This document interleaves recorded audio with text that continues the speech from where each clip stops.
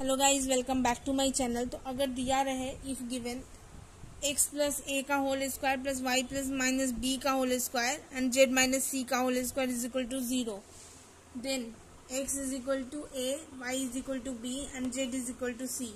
इसी का हम देखते हैं linear equation for two linear equations a1x plus b1y plus c1 is equal to 0 and a2x plus b2y plus c2 is equal to 0। ये दिया हुआ है तो हम लोग क्या करेंगे, if a1 by a2 is not equal to b1 by b2 तो क्या होगा, ऐसे सिचुएशन में सिर्फ एक सॉल्यूशन निकल कर आएगा।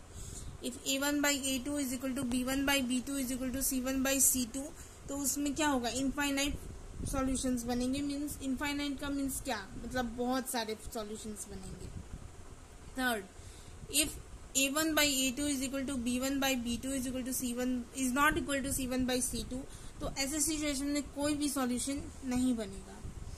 अब आते हैं हम क्वाड्रेटिक इक्वेशन पे, जिसका है a x square plus b x plus c is equal to 0 where a is not equal to b. X is equal to minus b plus minus under root b square minus 4ac by 2a। That implies alpha plus beta is equal to minus b by a, 2 beta is equal to c by a, where alpha and beta are roots of quadratic equation. If alpha beta are roots of quadratic equation, then quadratic equation x minus alpha x minus beta is equal to 0. X square minus alpha plus beta x plus alpha beta is equal to 0. Now nature of roots.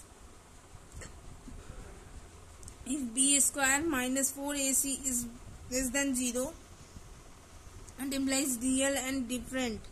If b square minus 4ac is not equal to 0 is equal to 0 then real and equal, and if b square minus 4ac is less than 0 then imaginary and different.